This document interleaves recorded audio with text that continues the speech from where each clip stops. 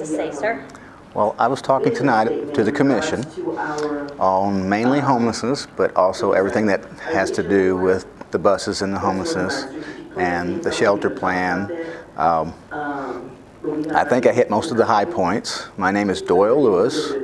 I'm a student at Daytona State College, and I have that perspective on how the homeless have to deal with any type of transportation issues, any type of communication issues, because without those two things hitting hand in hand, the homelessness is going to have some issues with that if that's not in the plan for the shelter.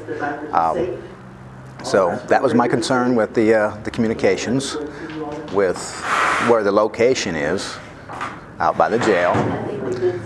Then I hit on some handicap issues with transportation and being able to get out there, because some of the people that are out there on the streets have been hit by cars. They are a little handicapped whenever they got hit by cars.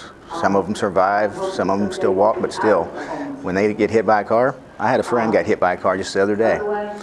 She's walking, but she got a black eye, so she was just one of the lucky ones. But I believe this is going to go forward because they voted to release the funds towards the shelter plan, and now we have the ball going forward with some financing. Now it can go into a little bit more and a little farther along. A lot of details need to be worked out with different types of homelessness. Some people are just has become homeless because of the simple fact of no job, and they don't even have any criminal background whatsoever. And then once they got out there, they started getting a little bit of a situation going with misdemeanors because the police were harassing most of the people on the streets. That's calmed down some, but still at the same time, when there's an event that comes to town, they always go after who's looking like they're homeless and things. When you're out there on the streets, it is definitely hard to stay clean. Most people just are depressed because they're out on the streets. So that all has to fit in with the homeless plan, which, if the details with who's going to be connecting up to run the shelter between the board that just got the funding to find a partner to run it, that all has to be addressed in detail. I know that because I have been in the building industry my entire life. Basically, I started to be an architect on the side by going to school at night. And if you do not bring those details up front before you start talking to some people, details are always the hardest thing to get to. In the construction business, as soon as you start, the faster you get done, the better you're going to be. So making sure that details are in the plan at the beginning, way before you hire a contractor, then you know there won't be any issues with handicap issues, electric doors where a handicapped person can just push the button and get into a building. I seen a large building just at an area with government around Daytona Beach where they didn't have handicap doors. And I don't know how that got overlooked, but it did. So every contractor needs to know that if you want to work for the city of Daytona Beach or work on this project with the board, you need to be on top of it. Don't forget the details. Are you going to the meetings, to the board meetings that have, I think they're it's once a week. I'm trying to, but with school, and I'm a full-time student, it's kind of hard.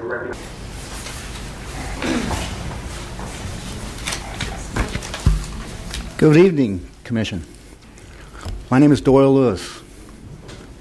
My address is 340 North Street, Daytona Beach.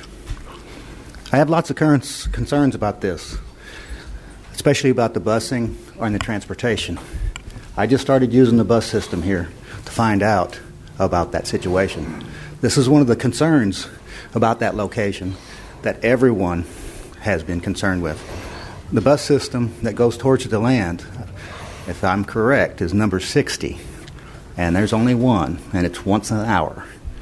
that's going to be a hard situation for anybody. It also shuts down early. If anybody's working in town, they cannot get back, especially on the hours of temporary services, when they work at the track, special events, things like that. So you have to look at a bus stop that's going to have more than just one bus, 1 hour, and it's got to be longer. College students also will have that problem if they wanted to go to college. There's not many, but the college is the best place to study, and it's open till 8:30 at night. So this is going to be a long, drawn-out thing. I've been drawing buildings since I was probably 14. I just did it for fun.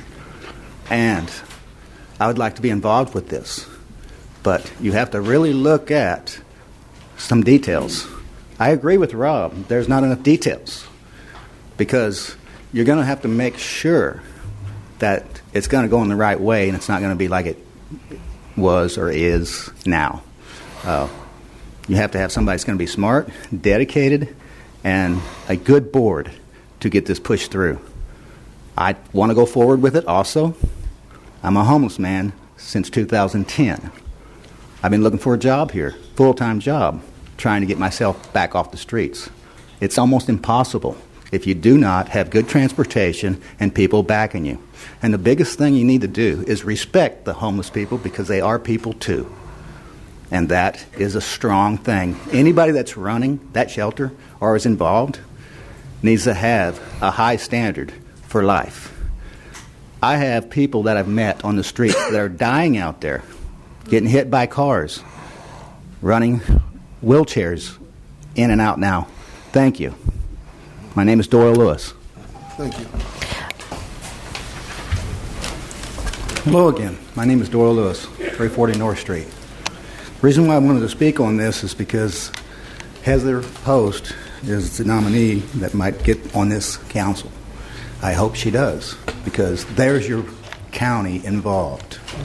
So they cannot say that we weren't communicating together from the city and the county. I've been reading the paper lately. There's issues there. This would solve that with this committee meeting and every committee meeting to have a county person on there. Then there would be no mistakes, and it's imperative for them to know what happens in those meetings. And the city of Daytona Beach and the county need to start getting along because there's homeless all over.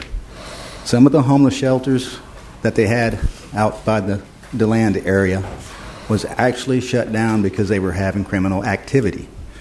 Some of those people came to the Daytona Beach area after they shut a couple of those down. I know that for a fact because I'm out there every day. When they moved, they started to cause issues. So, thank you very much. Our next speaker is Doyle Lewis, and on deck is Patrina Owen-Malley.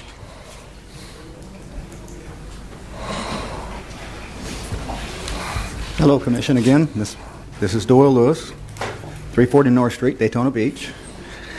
I signed up for 3 things to talk about with the homeless issues. I knew I'd need them. The lady just said something about the bus benches. I had to go to the main office of Voltran this week to get a bus pass replaced because it got bent and it wouldn't read. So I didn't want to get stuck. That's kind of an issue there, but they know about that now. The bus benches. The one that's in front of the office of the buses and all that money they get ripped my jacket. Had to turn that in. They need a little repair. That's part of it with keeping the homeless looking good, keeping the city looking good. On another note, the land out by the county, the sheriff's office and stuff, and the jail, if you're going to have that shelter out there, I'd really like to know if you're going to have cell phone service. And how is it? Because communications on getting a job or having communications from having a potential job, sending you a text message, or having a computer system working, is that available out there or is that an issue? I have no idea. I've never been out there. I don't visit the jail that much. Also, the next thing, with some of the buses, they've been shifting them around and stuff. you got 2 or 3 buses running on International on the west side. Well, you got about 7 or 8 that run International on the east side. You can't really tell what number it is anymore, and they got new drivers. So sometimes you stop a bus, and it's not even the bus you want. Sometimes you get on it, it takes you the wrong direction, even though it goes a little ways. That's an issue.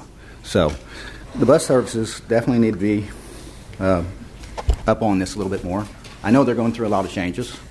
So, and that's about it. I'm working on a design for bus benches for them. Thank you. Thank you, sir.